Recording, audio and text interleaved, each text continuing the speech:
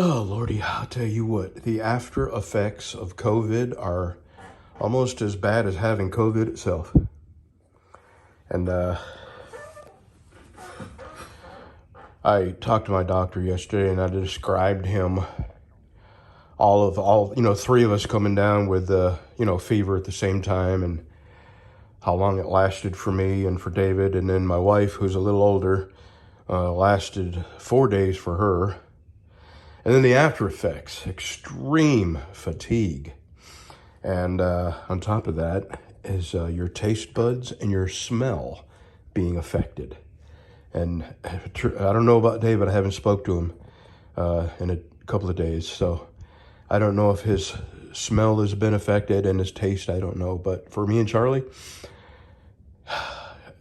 definitely. She has this clove oil.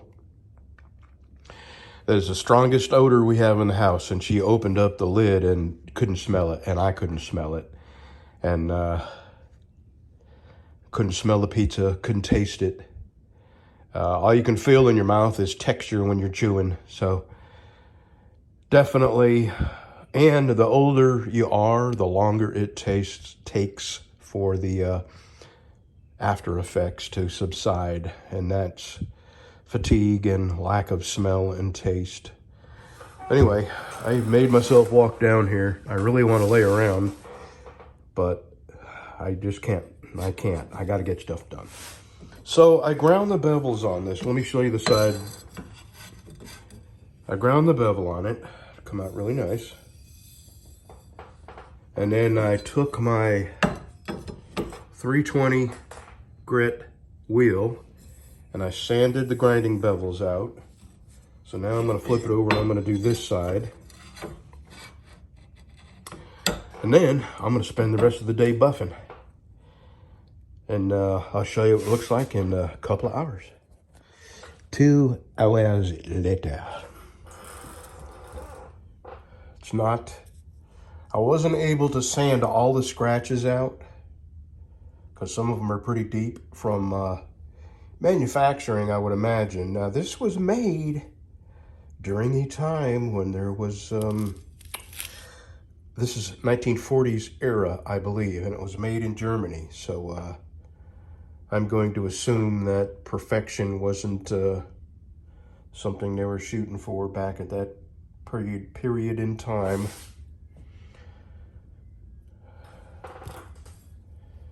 So now, I haven't cleaned all the polish off it yet, so you can still see some smudges, but all right, now I'm going to put this in my drill press, and I'm working on the handle next. Well, here's something I wasn't figuring on.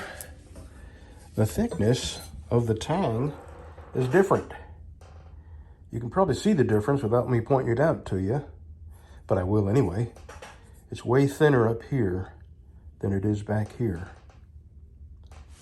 And I just don't know how to compensate for that in the slot that I've already cut. So I think what I'm gonna do, and this is probably why the other one was so packed full of, blood and meat, and over the years, whatever it's been used for has found its way into the crack.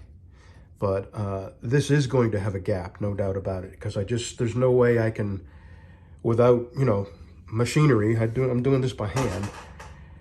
There's no way I can compensate for the varying thickness of that tang. So I've cut the tang one size, and I'm gonna epoxy this on, finish it, and then put a second coat of epoxy and fill up all the little gaps. So it'll look fine. But right now I'm going to sand the nose of this handle, and then buff it out, and then I'm going to get this epoxied on. That's what it looks like from the side. So that's what I'm doing next, sanding this, buffing it, epoxying and pinning it. And then tomorrow I'll come up and sand all the epoxy away and then fill in whatever gaps there may be with more epoxy. That's the answer to that problem. All right, that's what we look like pre-epoxy.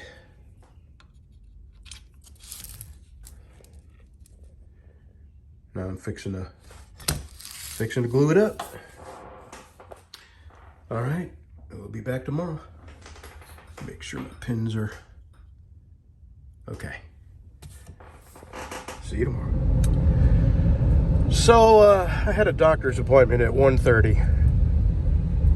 Routine, in and out, you know, I suspect. So I get there at 1:20. In the meantime, my wife has ordered a pizza for me to pick up. We never order pizza, rarely. I mean, not even once a year. As a matter of fact, the last time we ordered pizza was probably 2 years ago. So she orders a pizza to be picked up at 2:15, no problem. So I get there, 1:20, my appointment's at 1:30. The doctor's there, I'm looking right at him, I give him a little wave, and they put me in a room. And I wait, and I wait, and I wait, and I wait some more.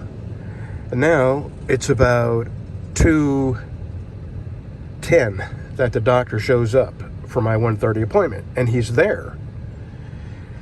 So, you know, routine, in and out, check my heart, you know what they do. And he says, I want to send you to the lab to check your white blood cell count, just to make sure that you don't have an infection, and if it comes back low, I will release you. So I wait for the lab receipt, right? The lab thing, the lab ticket. They got to give you a lab ticket. And I wait, and I wait, and I wait, and time is just going slower and slower and slower, and finally the lady brings me the lab ticket. I go into the lab. I sign in. I'm the only person there. The only person there. And it takes them, a good 15 minutes to call me back. Finally, they take my blood. And who do I get? The brand new girl who can't find a vein. And she pokes, and she pokes, and she pokes.